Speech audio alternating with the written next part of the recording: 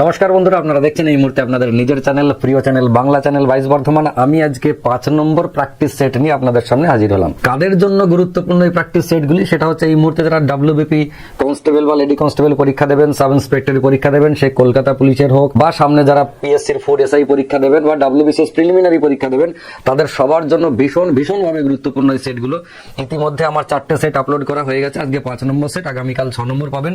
এইভাবে প্রত্যেকদিন আপনারা একটা করে সেট পাবেন। যারা এর আগে আমার ভিডিও দেখেছেন তারা তো বুঝেই গেছেন, প্রতিদিন শর্ট ভিডিও পাচ্ছেন, ব্রড ভিডিও পাচ্ছেন। আজকে যারা আমার চ্যানেলে নতুন তারা একটু দেখতে থাকুন, আশা করি ভালো লাগবে। আজকের প্রথম অঙ্ক, একটা আয়তক্ষেত্রের দৈর্ঘ্য প্রস্থের 4 গুণ। এটা একটা কন্ডিশন। একটা আয়তক্ষেত্র কেমন আমি জানি না, কিন্তু যদি আয়তক্ষেত্রটা দেখতে এরকম হয় তাহলে তার দৈর্ঘ্যটা প্রস্থটার 4 গুণ। এবার প্রস্থকে যদি আমি তর্কের ক্ষেত্রে এক্স ভাবি, তাহলে দৈর্ঘ্যটা হবে তার 4 গুণ বা 4x। এক্স ধরতে হবে না, আমি এটা আপনাকে ভাবার জন্য যাতে বুঝতে পারেন সহজে যে এ 1 হলে এ 4 হবে। আপনি এটাও ভাবতে পারেন, যেটা অনুপাত, যে প্রস্থ যদি 1 হয় তাহলে দৈর্ঘ্য হবে 4, এটাও অনুপাত, এক্স না ধরলেই হলো। কেমন? এটা একটা কন্ডিশন। আর কি বলেছে, যদি ওই আয়তক্ষেত্রের পরিসীমা 40 সেন্টিমিটার হয় তাহলে তার ক্ষেত্রফল কত। এখন আয়তক্ষেত্রের যে পরিসীমা 40 সেন্টিমিটার বলে দিল, আমরা পরিসীমা মানে কি জানি? দুটো দৈর্ঘ্য দুটো প্রস্থের যোগফল। হ্যাঁ, অনেকের মনে হয় যখন আমি পরিসীমার কথা বললাম তখন মনে পড়লো 2 ইন্টু দৈর্ঘ্য প্লাস প্রস্থ। আসলে আমি যেটা বললাম সেটাই, দুটো দৈর্ঘ্য দুটো প্রস্থ, সেটা হচ্ছে 2 ইন্টু দৈর্ঘ্য প্লাস প্রস্থ। কিন্তু 2 ইন্টু দৈর্ঘ্য প্লাস প্রস্থটা থেকে বেরিয়ে এসে যদি আমরা আয়তক্ষেত্রের পরিসীমার মধ্যে দুটো দৈর্ঘ্য আর দুটো প্রস্থের কথা ভাবি, তাহলে আমাদের অঙ্কটা বুঝতে সুবিধা হয়। কিরকম? এইটার মধ্যে দুটো দৈর্ঘ্য দুটো প্রস্থের যোগফল আছে। আমি যদি ওইটাকে হাফ করে দিই, 40কে 2 দিয়ে ভাগ করলাম, 20 হলো। এটা কি হলো? এই 20টা হচ্ছে একটা দৈর্ঘ্য আর একটা প্রস্থের যোগফল। কিন্তু কোনটা কত সেটা আমরা জানি। এটা আমাদেরকে জানাবে কে? এটা জানাবে এই কন্ডিশন। আমি দেখলাম দৈর্ঘ্য আর প্রস্থের যোগফলটা 20, কিন্তু কোনটা কত সেটা কে জানাবে? এই যে প্রস্থ থেকে দৈর্ঘ্য 4 গুণ বলেছিল, তো কোনো আয়তক্ষেত্রের প্রস্থ থেকে দৈর্ঘ্য যদি 4 গুণ হয় তাহলে দুজন মিলে কত? দুজন মিলে কিন্তু 5 গুণ। কেননা এ 1 গুণ আর এ 4 গুণ, তাহলে দুজন মিলে 5 গুণ, দুজন মিলে 20। তার মানে আমি কি ভাবলাম? 5 গুণ মানেই কিন্তু 20। তাহলে 1 গুণ মানে কত? 1 গুণ মানে 4। এই যেটা পেয়ে গেলাম, আমার অঙ্ক হয়ে গেল। 1 গুণ মানে 4 মানে কে? তার মানে হচ্ছে এই যে প্রস্থ বাই এক্স, এ হচ্ছে 4, আর যে তার থেকে 4 গুণ, এ হচ্ছে 16। ব্যাস, তার মানে ওই আয়তক্ষেত্রের দৈর্ঘ্য পেলাম 16, প্রস্থ পেলাম 4। তাহলে ক্ষেত্রফল কত? 4 16 64। 4 16 64 বর্গ সেন্টিমিটার। উত্তর হচ্ছে এটা। চলুন আমাদের 2 নম্বর অঙ্ক দেখি। একটা আয়তকার বাগানের দৈর্ঘ্য 4 মিটার বৃদ্ধি করলে, আয়তকার বাগানের দৈর্ঘ্য 4 মিটার বৃদ্ধি করলে ক্ষেত্রফল বৃদ্ধি পায় 16 বর্গমিটার। তার মানে অঙ্কটা হচ্ছে এইরকম, আমার একটা আয়তকার বাগান ছিল এইরকম, এর দৈর্ঘ্য প্রস্থ কত আমি জানি না, কিন্তু যদি আমি এর দৈর্ঘ্যটা 4 মিটার বাড়াই তাহলে ক্ষেত্রফল কত বাড়ে? ক্ষেত্রফল 16 বাড়ে। ক্ষেত্রফল মানে কোনটুকু বাড়বে? নিশ্চয়ই এটুকু বাড়বে, এই এরিয়াটা। এই যে এই এরিয়াটা নিশ্চয়ই বেড়েছে। তাহলে আমি দৈর্ঘ্য 4 মিটার বাড়িয়েছি, যার কারণে ক্ষেত্রফলটা কত বেড়েছে? ক্ষেত্রফল 16 বেড়েছে। এবার আপনি বলুন তো, এই যে 4 মিটার দৈর্ঘ্য কার সাথে গুণ হয়ে 16 হয়েছে? নিশ্চয়ই এই পাশে এও ছিল 4। বোঝা গেল? এও ছিল 4, এই 4টা এই 4-এর সাথে গুণ হয়ে তবে 16 হয়েছে। তো এই সাইডটা কিসের সাইড ছিল? এই সাইডটা ছিল প্রস্থ সাইড। ব্যাস, তার মানে ওই আয়তক্ষেত্র যেটা আগে ছিল তার প্রস্থ কত ছিল? প্রস্থ ছিল 4 মিটার। আপনার এই ধরনের অঙ্ক আরো কত রকম আসে দেখুন। আয়তক্ষেত্রের দৈর্ঘ্য 5 মিটার বৃদ্ধি করলাম, ক্ষেত্রফল 20 বর্গ মিটার বৃদ্ধি পেল। তো 5 কার সাথে গুণ হয়েছে? 4-এর সাথে। তাহলে 4টাই প্রস্থ। দেখুন, অঙ্ক রিডিং পড়তে পড়তে আপনার হয়ে যাবে। এটা যেমন বৃদ্ধির কথা বললো, হ্রাসের কথাও বলতে পারে। যেটা আয়তক্ষেত্রের দৈর্ঘ্যটাকে আমি 5 মিটার কমালাম, যার কারণে 20 বর্গমিটার কমে গেল ক্ষেত্রফল। তো 5 মিটার যে কমিয়ে এই দিকে আনলাম, যে 20 কমলো, মানে এই জায়গাটা কমে গেল। এই যে 5 কার সাথে গুণ হয়েছিল? এ 4-এর সাথে গুণ হয়েছিল, তবে কি ক্ষেত্রফল 20 ছিল। মানে হ্রাস পেলে উত্তর একই, বৃদ্ধি পেলে উত্তর একই। আপনাকে শুধু একটু লজিকটা সেট করতে হবে, কেন এরকম হলো। আর আপনি এক্স টেক্স ধরে যদি করেন তাহলে মোটামুটি 1 মিনিটে ধাক্কা আছে অঙ্কটাতে। 3 নম্বর অঙ্ক। একটা পরীক্ষায় 70% পরীক্ষার্থী ইংরেজিতে, 80% অঙ্কে পাশ করে, কিন্তু 10% উভয় বিষয়ে ফেল করে। আর কি কন্ডিশন? 144 জন ছাত্র উভয় বিষয়ে পাস। এই ধরনের অঙ্ক অন্যরা কে কেমন করায় আমি জানি না, কিন্তু আমি সবসময় একটা বড় রসগোল্লা বানিয়ে অঙ্কটাকে করাই। রসগোল্লা মানে কি রকম? আপনি যদি এই ছবিটা এঁকে নিতে পারেন তাহলে অঙ্ক আপনার জন্য জলবৎ তরলং, মানে জলের মতো তরল। কিরকম দেখুন, একটা পরীক্ষায় 70% পরীক্ষার্থী ইংরেজিতে পাস করেছে। 70 মানে গোটাটাকে যদি আমি 100 ধরি, তাহলে 70% মোটামুটি এইটা আমি বলতে পারি। এই দিকটা হচ্ছে কিসের? এই দিকটা হচ্ছে 70%, এবং সেটা কিসে পাস করেছে? ইংরেজিতে পাস করেছে। আমি লিখে রাখলাম, খুব ভালো কথা। এবং আর একটা কন্ডিশন কি আছে? অঙ্ক পাস করেছে 80%। অঙ্ক মানে গোটাটা যদি 100 হয় তাহলে মোটামুটি 80 আমি এরকম করে আঁকতে পারি। এই দিকটা হচ্ছে 80% এবং এটা হচ্ছে কিসের, এটা হচ্ছে ম্যাথ। আর কি ছিল কন্ডিশনে, 10% উভয় বিষয়ে ফেল করে। এই 10% উভয় বিষয়ে ফেল করে সেই এরিয়াটা কোনটা, সেটা হচ্ছে এইটা 10%, এটা কি, এটা হচ্ছে ফেল। বাস এটুকু যদি আপনি করতে পারেন আপনার অঙ্ক শেষ। কিভাবে করতে হয় দেখুন, প্রথম কথা 70% ইংরেজিতে পাশ করেছে, 80% অঙ্কে পাশ করেছে, এবং ফেল যদি বলে তাহলে তার জন্য উভয় বিষয় ফেল, তার জন্য একটা জায়গা রাখতেই হবে। এরকম ভাবে ছবিটা আঁকলাম। এবার আপনি ভালো করে তাকিয়ে দেখুন এই জায়গাটা কিসের, এই জায়গাটা কিন্তু উভয় বিষয়ে পাশ। এই জায়গা কেননা যারা ইংরেজি পাস করেছে তারা এইটা, যারা অঙ্ক পাস করেছে তারা ওইটা, তার মানে এই জায়গাটা কমন হলো। আমি কমন ছবি কেন আঁকলাম সেটা কিভাবে আপনি আইডেন্টিফাই করবেন যে ছবিটা কেমন হবে। ছবি আঁকতে পারলেই অঙ্ক শেষ। তাহলে ছবিটা কেমন হবে দেখুন, আপনাকে মাথায় রাখতে হবে 10% উভয় বিষয়ে ফেল করেছে। 10% ফেল মানে 100 থেকে 10 বাদ দিয়ে রইল কত, 90। রয়ে গেল কত, 90। এটা হচ্ছে পাস, পাশের দিকে। তাতে একটা সাবজেক্টে করুক, দুটোই করুক, তিনটেই করুক, হাজার গুচ্ছেন যা খুশিতে পাস করুক, সবাই মিলে হবে 90। আর ফেল একা, এ কারোর মধ্যে নাই। এ হচ্ছে পাকিস্তান, এক ঘরে হয়ে গেছে, ও কারোর মধ্যে নাই, ও হচ্ছে 10%। এরা এবারে বাকিরা সবাই 90। এবার বাকিরা মানে কারা কারা, আমার এখানে ইংরেজি আর অঙ্কতে পাশের কথা বলেছে, তার মানে ইংরেজি আর অঙ্ক মিলে 90। এখন কপাল এত খারাপ, ইংরেজি বলছে 70%, অঙ্ক বলছে 80%, দুজন মিলে 90 কি করে হয়? তার মানে আপনাকে ভেবে নিতে হবে এরা দুজন মিলে যদি 90 হয়, আবার একটা 70 আর একটা 80, তার মানে একজন আরেকজনের উপরে চেপেছে, একজন আরেকজনের উপরে চেপে তবে 90 পূরণ করেছে। কতটা চেপেছে, এই 80 আর 70 যদি আমরা যোগ করি তাহলে 150 হলো 150। এবার যদি 90 হতে হয় এরা যোগ করে, আমার যোগে তো হয়ে গেছে কত, আমার যোগে হয়ে গেল 150, কিন্তু হিসেব অনুযায়ী হওয়ার কথা 90, তার মানে কত এক্সট্রা চেপে গেছে, 60। 60%, তার মানে এই প্লেসটা হচ্ছে 60%। বোঝা গেল? এইটা আপনাকে একটু বুঝে নিয়ে ছবিটা আপনি যেদিন আঁকতে পারবেন, প্রথম প্রথম হয়তো 6 মাস আপনার লেগে যেতে পারে যে এইটাকে ভেবে চিনতে ছবিটা আঁকা। 6 মাস পর চাকরি পরীক্ষার প্রস্তুতিতে আপনি কি 6 মাস নেবেন না? 6 মাস নিয়ে পাস হয় না। তো 6 মাস পর আপনার মনে হবে এই অঙ্কগুলো এত ইজি, এত ইজি, যা অঙ্ক আসুক, যত কঠিন এই পাশ ফেল থেকে আসুক, সমস্ত ছবি আপনি জলের মতো এঁকে ফেলতে পারছেন এবং চোখে দেখতে পাচ্ছেন। তো ছবি আঁকার স্টাইলটা হচ্ছে এইরকম, 60% জায়গা আমাকে চাপাতেই হবে। তাহলে এই সবুজকালী 60% জায়গা কি জায়গা, এটা হচ্ছে এই 144 জন যেটা উভয় বিষয়ে পাশ করেছে। তার মানে 60%ই হচ্ছে কত, 144 জন। এটি হয়ে গেল আপনার ক্লু সেন্টেন্স। এই জিনিসটি আপনাকে বার করতে হবে পাশ ফেলের অঙ্ক থেকে, যে 60% মানে হচ্ছে 144 জন। তাহলে 1% মানে কত, বাই 60, আর 100% মানে কত, ইন্টু এখানে 100 দিয়ে কাটাকাটি করলে হবে 240। তাহলে টোটাল পরীক্ষার্থী হচ্ছে 240 জন। উত্তর কত, 240। এবার এখান থেকে আপনাকে হাজার গুচ্ছেন প্রশ্ন দিতে পারে। যেমন বলতে পারে সমস্ত অঙ্ক বলে দিল, যা ডেটা আছে তাই বলে দিয়ে জিজ্ঞেস করলো এই যে তবে মোট পরীক্ষার্থী কত, এইটা জিজ্ঞেস না করে আপনাকে বলবে শুধুমাত্র অঙ্কতে কতজন পাস করেছে। এবার আপনি ভেবে দেখুন, অঙ্কতে পাস ছিল 80%, তার মধ্যে ইংরেজিতে পাস করেছে আবার 60% ইংরেজির দলে ঢুকে আছে, তাহলে শুধুমাত্র অঙ্ক কিন্তু মাত্র 20%। এবার আপনি করবেন কি করে, এই লাইনটা আপনার দরকার। কোনটা দরকার, এই লাইনটা। 60% মানে হচ্ছে আপনার 144, তাহলে 20% সমান কত, এর 3 ভাগের 1। শুধুমাত্র ইংরেজিতে পাস কত, দেখুন ইংরেজিতে ছিল 70, 60% এ দলেও ঢুকে আছে, তাহলে শুধু ইংরেজি মানে এই জায়গাটা 10%, এটা 10, শুধু অঙ্ক 20, উভয় বিষয়ে ফেল 10, উভয় বিষয়ে পাস 60। এই তো সবগুলো ডেটা হয়ে গেল। এতগুলো কোশ্চেন আপনার কাছে জানতে চাইতে পারে, কিন্তু আপনাকে টার্গেট রাখতে হবে এইটি বার করার। এই বাবা জীবনকে বার করতে না পারলে আপনার কোনো কাজ হবে না। ওই অরিজিনাল যে জোনটা বলবে, যত জোন, সে বাস্তবে কত পার্সেন্টের সঙ্গে সমান, এটা ট্যালি করলেই অঙ্ক শেষ। ঠিক আছে, চলে আসি আমরা নেক্সট অঙ্ক। ভীষণ ভালো অঙ্ক। এই অঙ্ক ইউটিউবে আমার প্রথম দিকে সব থেকে বেশি জনপ্রিয়তা পেয়েছিল এই ধরনের অঙ্কগুলোতে, গরু মহিষ, যেটা অনেকে অনেক রকম ভাবে করায়, কিন্তু আমি গোয়াল বানিয়ে, গরু আর মহিষ অরিজিনালি গোয়াল ঘর বানিয়ে অঙ্ক করিয়েছিলাম। আমি আবার একবার আপনাদেরকে দেখাতে চলেছি, আশা করি এটা সারা জীবনে আপনাদের ভুল হবে না। একজন লোক 15টা গরু এবং মহিষ কিনেছিলেন, 15টা গরু মহিষ, কোনটা কতগুলো জানি না, জানার দরকারও নাই, কিন্তু টোটাল কত টাকা দিয়ে, 33,000 টাকা।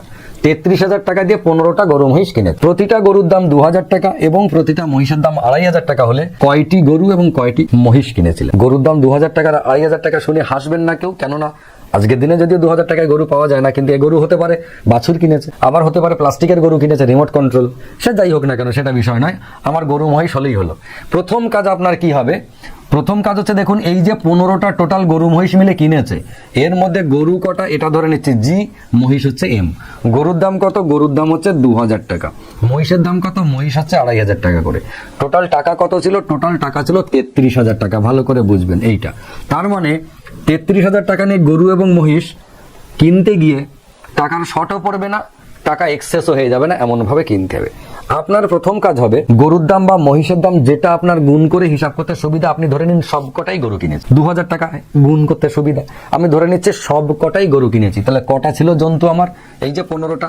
তাহলে 15টা যদি 2000 টাকার জিনিস কিনি, তাহলে আমার চলে যাওয়ার কথা কত? 30,000 টাকা। 15টাই গরু কিনেছি 2000 টাকা দামে, তাহলে 30টাই আমার গরু হওয়ার কথা। এই 15টাই গরু মানে 30,000 টাকা চলে যাবে। বাজারে নিয়ে গেছিলাম কত টাকা? 33,000 টাকা। তার মানে আমার কাছে এখনো 3,000 টাকা আছে। 3,000 টাকা কি করবো? আমি তো সবাইকে গরু কিনেছি, সাদা গরু কিনেছি, আর মহিষ হচ্ছে কালো। বুঝবেন, 3,000 টাকা যে এক্সট্রা আছে, আমি এটাকে কি করব? গরু আর মহিষের দামের যে ফারাক 500 টাকার নোট, এই 500 টাকার নোটে ভাঙিয়ে নেব আমি এই 3,000 টাকাটা দিয়ে। কটা হবে? 6টা। তার মানে আমার কাছে এখন 6টা 500 টাকার নোট আছে। এই 500 টাকার নোট কি করব? যতগুলো আমি 15টাই যে গরু কিনেছিলাম 2000 টাকা দামি, আমি গরুর গায়ে 500 টাকা করে একটা করে নোট চিপকে দেবো। 6টা গরুর গায়ে 500 টাকার নোট চিপকে দিলাম, দিয়ে 6টা গরুকে মহিষে ট্রান্সফার করে দিলাম। তার মানে মহিষ ছিল 6টা, হয়ে গেল অঙ্ক। মহিষ 6টা, বাকি 9টা গরু, কারণ টোটাল হচ্ছে 15টা। বোঝা গেছে? কি করতে হবে দেখুন, আরো সহজ ভাবে বলে দিচ্ছি। আপনি মনে করুন এরকম করে 3টে 4টে 5টা আপনি গোয়াল ঘর করেছেন, 1টা 2টো 3টে, 3 5 15টা। যতগুলো আপনি গরু মহিষ কিনবেন ততগুলো গোয়াল ঘর বানিয়ে নিলেন। 15টা ঘর কেটেছি মানে 15টা গরু আর মহিষ কিনে এনে ভরে দেবো। প্রথম কাজ হবে দেখুন, আরো সহজ মনে হবে, যেটা আমি ইউটিউবে দেখেছিলাম। প্রথম কাজ হবে প্রত্যেকটা ঘরে 2000 টাকার গরু আপনি ভরে দিন, প্রতিটা ঘরে। ব্যাস, সবকটা ঘরে আমি গরু ভরে দিলাম। দিয়ে আমি 15টা ঘরে গরু চলে গেল মানে কত টাকা চলে গেল? 15টা ঘরে গরু চলে গেল মানে আমার 30,000 টাকা চলে গেল। আমি নিয়ে গেছিলাম ক টাকা? 33,000 টাকা। এক্সট্রা রইল কত? 3,000 টাকা। গরু আর মহিষের দামের ফারাক কত? 500 টাকা। 500 টাকার নোটে ভাঙিয়ে 6টা আমি 500 টাকার নোট পেলাম। যেই আমি 500 টাকার নোট 6টা পেলাম, অমনি কি করলাম? 6টা ঘরে আমি 500 টাকা দিয়ে চলে গেলাম। 6টা ঘরে 6টা 500 টাকার নোট হয়েছিল। তাহলে 6টা ঘরে এখন কত টাকা হলো? 6টা ঘরে এখন 2,500 টাকা করে হলো। তার মানে এই 6টা ঘরে এখন মহিষ রইলো, বাকি সব কটা গরু পড়ে রইল। বোঝা গেছে? তার মানে আমার 6টা হচ্ছে মহিষ, 9টা হচ্ছে গরু। আমাদের পরের অঙ্কটা খানিকটা সেই রকমের, কিন্তু আমরা একটু অন্য স্টাইলে করব। অন্য স্টাইল মানে কি রকম? একজন লোকের কিছু মুরগি এবং কয়েকটি গরু ছিল। মুরগি আর গরু ছিল, খুব ভালো কথা। WBP তে পরীক্ষায় যদি আসে তাহলে এগুলোকে চিড়িয়াখানায় পাঠিয়ে দেয়। চিড়িয়াখানায় পায়রা আর বাঘ, মুরগি, গরু সব চিড়িয়াখানায় থাকে, কিন্তু আমরা করছি লোকের ঘরেই দিয়েছি। ঠিক আছে, লোকের ঘরে কিছু মুরগি এবং কিছু গরু ছিল। যদি তাদের মাথার মোট সংখ্যা 48 হয়, মাথার মোট সংখ্যা মানে কতগুলো জন্তু? তার মানে জন্তু হচ্ছে 48টা। বোঝা গেল? যতগুলো মাথা মুরগি এবং গরু মিলে, তার মানে এটা হচ্ছে মুরগি, এইদিকে লিখলাম গরু। ঠিক আছে, মুরগি আর গরু। এখানে কাউ লিখছি না আমি, গরুই লিখছি, গরু ফর জি লিখলাম। তাহলে মুরগি আছে এবং গরু আছে কটা? টোটাল 48টা। বুঝে নিলাম মাথা 48 মানে দুজন মিলে 48, কিন্তু তাদের পায়ের সংখ্যা 140। প্রচুর পরীক্ষা আসে, বিভিন্ন জন বিভিন্ন স্টাইলে অঙ্কটা করে। আমি একটু অন্য টাইপে দেখানোর চেষ্টা চালাচ্ছি, সামান্য একটু অন্য টাইপ। সেটা হচ্ছে এদের এক একটা করে মাথা, তার মানে 48টা যদি জন্তু হয়, এদের দুজন মিলে 48টা, কিন্তু কোনটা কতগুলো জানি না। আমি ধরে নিচ্ছি মুরগিরও 2টো পা, পায়ের সংখ্যা, এটা হচ্ছে পায়ের সংখ্যা। মুরগিরও 2টো পা এবং গরুরও 2টো পা। যদি হতো তাহলে কেমন হতো বলুন? মুরগিরও 2টো পা, গরুরও 2টো পা, কিন্তু গরুর আর 2টো পা এক্সট্রা আছে, আর 2টো পা এক্সট্রা আছে। আমি শুধু এইটুকু ভাবছি যে মুরগিরও 2টো, গরুরও 2টো, কিন্তু গরুর এক একটা গরুর 2টো করে পা এক্সট্রা। এটা আপনি একটু মাথায় রাখুন। যদিও আপনি জানেন, আমি জানি গরু 4টে করে পা হয়, কারো যদি কাটা ছেঁড়া থাকে পা তাহলে আলাদা বিষয়, ন্যাচারালি 4টে করে হয়। এবার কি হয়েছে দেখুন, যদি আমি ভাবি যে এদের প্রত্যেকেরই 2টো করে পা, ভাববেন যদি প্রত্যেকেরই 2টো করে পা ভাবি, তাহলে 48টা জন্তু ছিল, 2টো করে যদি পা হয় তার মানে 96টা পা হওয়ার কথা ছিল, কিন্তু পা কটা? 140টা। তার মানে কটা পা আমার এক্সট্রা? তার মানে আমার 44টা পা এক্সট্রা আছে। এখনো পর্যন্ত আমি কি করেছি? প্রত্যেকটা গরু এবং প্রত্যেকটা মুরগিকে 2টো করে পা লাগিয়ে দিয়েছি। দিয়ে 48টা জন্তু ছিল, 48 দিয়ে 96টা পা আমার খরচ হয়ে গেছে। এখনো দেখছি আমার কাছে 44টা পা এক্সট্রা আছে। তখন আমি কি করব? এই 44টা পা, এক একটা গরুর জন্য এক্সট্রা কটা করে পা ছিল? 2টো। তাহলে এই যে এক্সট্রা পা হয়েছে, একটা গরুর জন্য যদি 2টো পা হয়, খেয়াল করবেন, একটা গরুর জন্য যদি 2টো পা এক্সট্রা হয়, তাহলে এই যে 44টা পা এক্সট্রা হয়েছে কটা গরুর জন্য? তার মানে 22টা গরুর জন্য। ব্যাস, তার মানে গরু রইল কটা? 22। দিয়ে যেই আমি করলাম গরু বেরোলো 22টা, উত্তর করে দিলাম, অমনি আমি মুরগি হয়ে গেলাম। কেন মুরগি হলাম? কেননা পরীক্ষার কোশ্চেনে কতগুলো মুরগি আছে জানতে চেয়েছিল।